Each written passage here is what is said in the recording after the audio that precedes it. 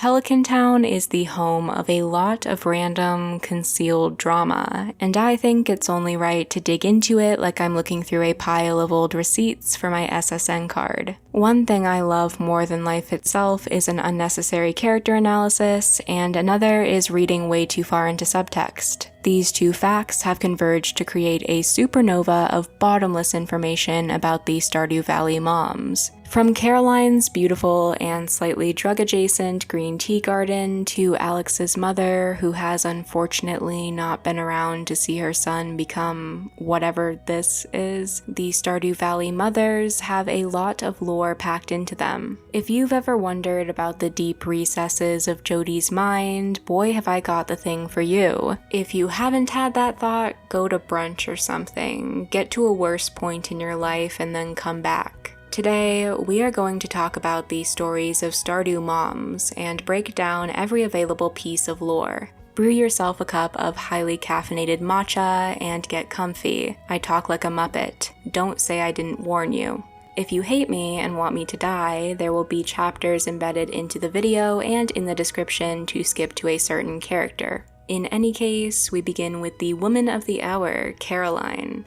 You have probably heard quite a bit about her already, especially regarding a possible romp with the wizard, but there's more to her than that. Caroline, as you likely know, is the wife of general store owner Pierre and mother of Abigail. Her personality veers towards protective and slightly melancholic. Many of her quotes are centered around her relationship with Abigail, and they aren't usually made in a positive light. She mentions that she wishes Abigail would come out of her room, and that she doesn't approve of her daughter's dark and occult interests. Maybe I'm just a freak, but there are plenty of worse things to be into. Abby and Caroline's relationship, though, is a complicated one that goes far beyond hobbies. Caroline's tone when discussing Abigail does not change throughout the game, even if the player marries her. The main focus of her dialogue seems to be what needs to improve in her eyes, and that is the case for almost everything she has to say. Fall is Abby's favorite season, so I'm hoping she'll come out of her room more often.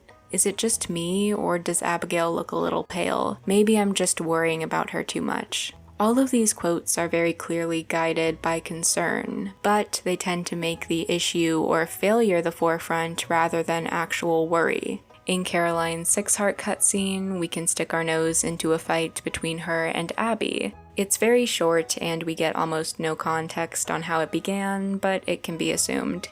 Abigail yells, "Stop telling me how to live my life," with Caroline responding that she and Pierre have given her free housing while she finishes school. Abigail replies that she appreciates the help, but that her mother can't dictate what clothes she chooses to wear. Which, by the way, this is a normal outfit. It's beyond normal. I mean, the vest might be a little outdated, but she's harming no one with that. Anyway, Caroline says Abigail is right and apologizes before the player runs off. The strained relationship that was made obvious in Caroline's quotes is shown in action here, and it gives a lot of context for Abby being out of the house constantly. However, her feelings about her mom are more conflicted than anything. Some of her married dialogue also has her mention that she's still getting used to having freedom. We'll talk a bit more about that later. Caroline's husband, Pierre, moved to Pelican Town with her some time ago. When the two purchased the general store, they decided to leave the previous owner's Yoba shrine intact, despite being atheists. She mentions in one piece of dialogue that Pierre is a traditional man, which made it hard for her to settle into Stardew. See, now that has me thinking, if Caroline believes Abby's outfit is too alternative, what the hell is Pierre doing?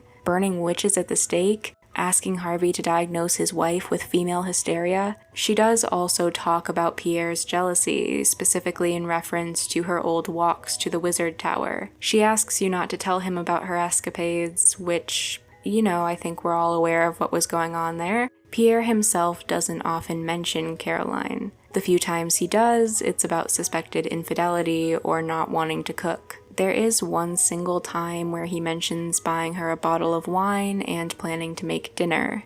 So, Pierre win? I am not a couples therapist, you guys can take your own swing at that one. Caroline and Pierre's relationship seems to make a good baseline for her and Abigail's. The couple doesn't share anything with one another, so Caroline pries to make sure that doesn't happen with her daughter. I mean, maybe, I'm just throwing things at the ceiling. And of course, the wizard affair. Listen, I'm not going to give you the evidence of them fucking because it's all but confirmed at this point, but the disconnect between Abby and Caroline could also be a product of this. Maybe Caroline sees Abigail as evidence in a way, but we have no way of knowing how exactly she feels. Abigail's seemingly occult interest that she dislikes could also be a mental association between Abigail and the wizard. Her green tea garden, which I love dearly, is also slightly questionable with the hallucination sequence, but hey, if she wants to smoke up a joint, I think that's great. I'd do it too if I was married to Pierre.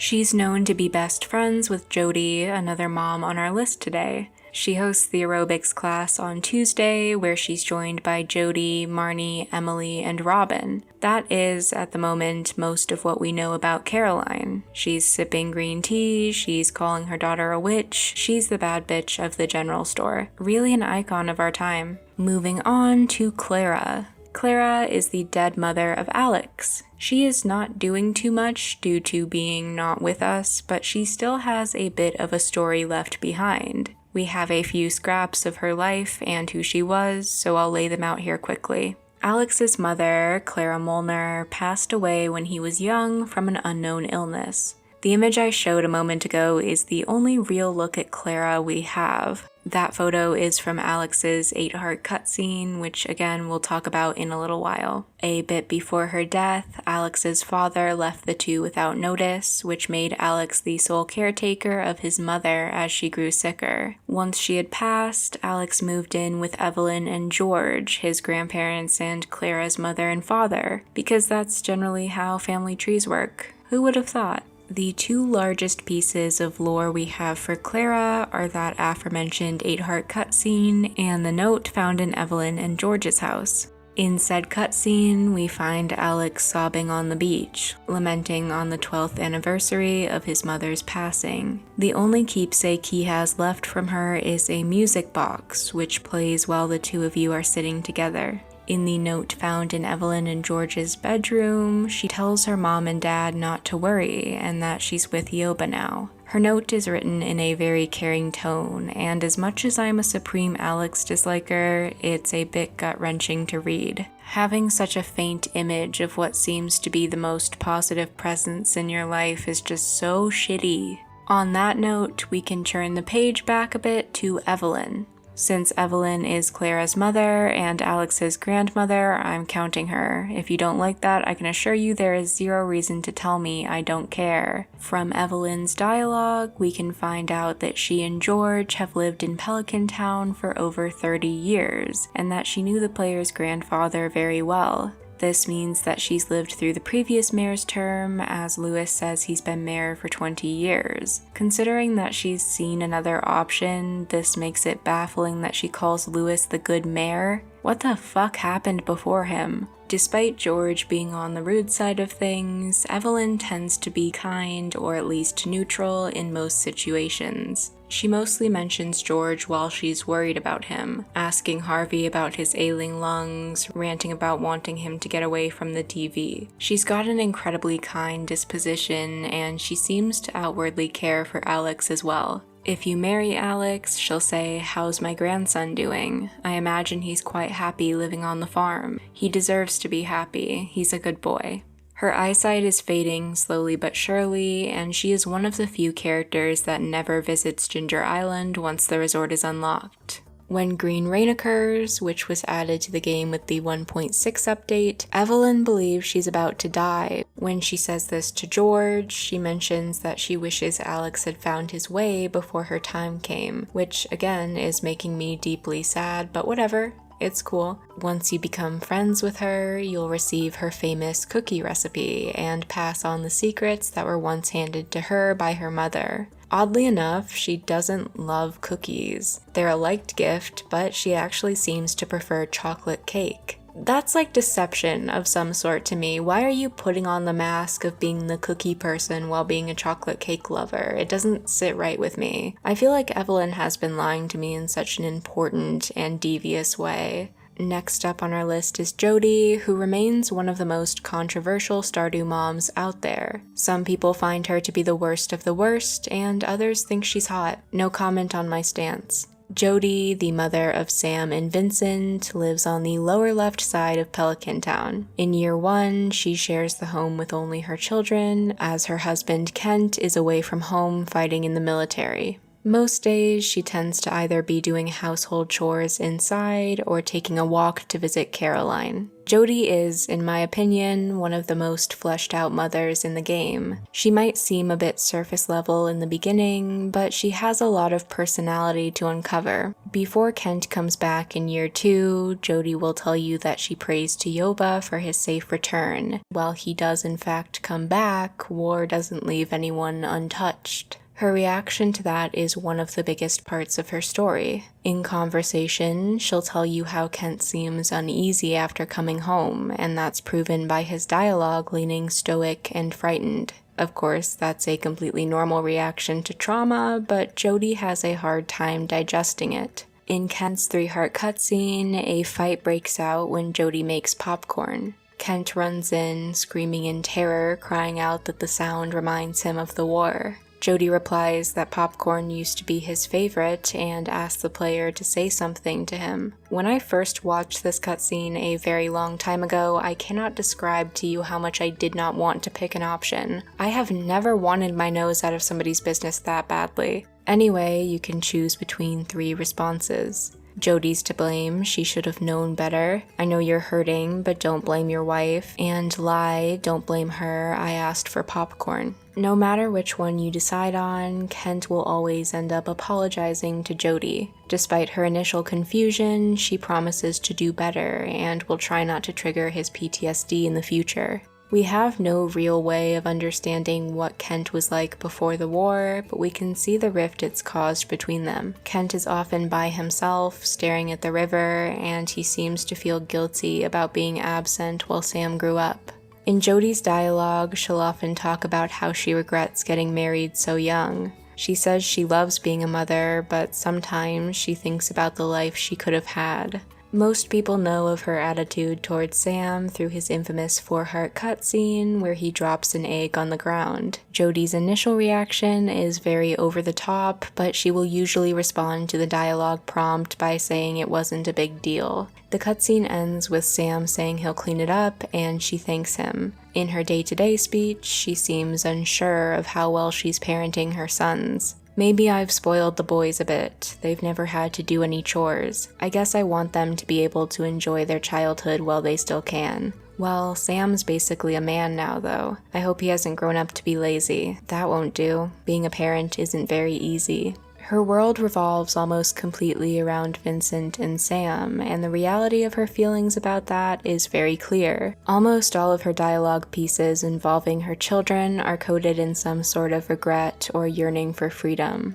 She never speaks all that negatively about them, but she wishes she had chosen a different life. For being best friends, Caroline and Jodi seem to be a contrast of one another. Caroline wants to be in Abigail's life as much as possible, hovering over her at all times, and Jodi feels trapped in the situation of her children being her whole life. It's an interesting look at 2 different experiences of motherhood, and I think it's a neat detail. I also think it's so funny that Jodi primarily shops at Joja. She simply does not give a fuck. She will let Pierre burn. Anyway, Jodi is an interesting character, and I'd love to know how you guys feel about her. There are plenty of differing opinions, and you're welcome to share yours. Pam is an interesting case. We don't have all that much hidden lore for her, but we do have a sprinkling of facts to talk about. We all know Pam as the town's beer-loving bus driver and mother to Penny. We can find her home in town up toward the general store, a small trailer down by the river. Her and Penny's mother-daughter relationship is likely the most visibly strained. Her daughter fears pretty heavily for her drinking habits, and Pam tends to have a pretty hostile attitude toward her when they're in the same room. In Penny's 4-heart cutscene, we walk in on her in the trailer where she asks the player for help cleaning it up. It's in pretty obvious disarray with a terrifying green goop lurking on the couch cushions. Ecto-cooler looking shit, lord. Pam will later come home and yell at Penny for allowing a stranger to touch her stuff, which I kinda get. Penny will note that she smells like alcohol, and the cutscene will end with her backing down. It's an awful one to watch in almost every area, and that's usually Pam's theme. She's jaded, burnt out, and tired. In her usual dialogue, she'll sometimes ask the player to treat Penny kindly, saying she's the only one she's got. We can also learn that she used to be a truck driver. It's unclear when she switched over to driving the bus, but at some point she made the career switch. Once the bus station was shut down, she started spending most of her time inside. Pam is also religious, being a believer in Yoba like Jodi and Kent. If you choose to build a house for her and Penny, she'll have a cutscene featuring a Yoba statue where she talks about her faith. We don't know who Penny's father is, but she'll tell you that he abandoned her and Pam when she was a little girl. Penny does say she wonders what the city is like, so it's possible she's lived in Pelican Town her whole life. In most cases, Pam doesn't seem to dislike or hate her kid at all. Her behavior seems to be more aggressive when her drinking is brought up, which is pretty normal for someone in active addiction, and Pam's story is a well-done portrayal of it. Also, there was apparently a bug where Pam would just disappear and never come back. Last but certainly not least, we have Robin, everyone's favorite carpenter living in the mountain hills. We meet Robin at the very start of the game, and if you're anything like me, that's about when you Googled if she was romanceable or not. Unfortunately, life is cruel and this earth holds no love for us. Robin shares her home with Demetrius, her second husband, Sebastian, her son, and Maru, her daughter. Sebastian is from a previous marriage, while she had Maru with Demetrius. Her attitude leans more toward a jokey, easygoing perspective, and she tends to treat you as more of a friend than some of the other moms. In terms of her children, she primarily talks about Sebastian to the player, while Demetrius talks more about Maru. She mentions her worries about his constant smoking and how closed off he's become. In one quote, she says that Sebastian doesn't have many friends and he has no concern for his future. Sebastian's devlog blurb on the wiki reads, "He's Maru's older half-brother and feels like his sister gets all the attention and adoration while he's left to rot in the dark." Like I said, Robin barely mentions Maru, so I think this could either be a little bit misrepresented or this feeling might stem more from Demetrius. Speaking of Demetrius, we have some clues about how he and Robin get along. The famous Robin-Demetrius tomato cutscene has bothered me for years now, and it isn't gonna stop. I'm sure you're fully aware of it. Robin asks Demetrius to pick up fruit, and he comes back with tomatoes. Robin gets a bit pissed, and Demetrius prods the farmer to choose whether tomatoes are fruit or vegetables. And if you say they're vegetables, he's like, "Oh, I thought you'd know better, farmer. I will treat your wife well, do not cross me." Other than that, the couple are often seen dancing at the saloon together or nature watching on the cliffside. Robin will tell you how messy and dangerous her husband's experiments are and bring up how he set the house on fire or nearly got himself killed. When she isn't around, Demetrius usually says that she's hot-headed and to stay on her good side. Neither of them really seem to have fantastic things to say about one another, but that isn't surprising given the fact that none of the married couples in Stardew do. There aren't really any examples of well-maintained relationships, save for you and your spouse if you choose to get married, hopefully. There could be a ton of reasons for this. The stress of the war, the size of Pelican Town, the financial issues. It's not exactly the best place to live when you first show up. It is, however, pretty interesting to me to see each one of these characters separated and lined up. There are tons of mothers in Pelican Town going on so many different pathways, and I think it's interesting to look into. There isn't a right or wrong way to write a mother, and I think Concerned Ape did a great job at exploring that. I don't know why I felt the need to make this video, but I did, and it's yours now, so do with it what you wish. I hope you enjoyed this video at least somewhat, and feel free to let me know your thoughts. My apologies that this voiceover was like extra subpar. I'm not feeling good, but I tried my best. So please bear with me, please, please I beg. I love you guys so much. Thank you to all of my members. I appreciate your support. Stay safe, stay wonderful, my friends, and goodbye.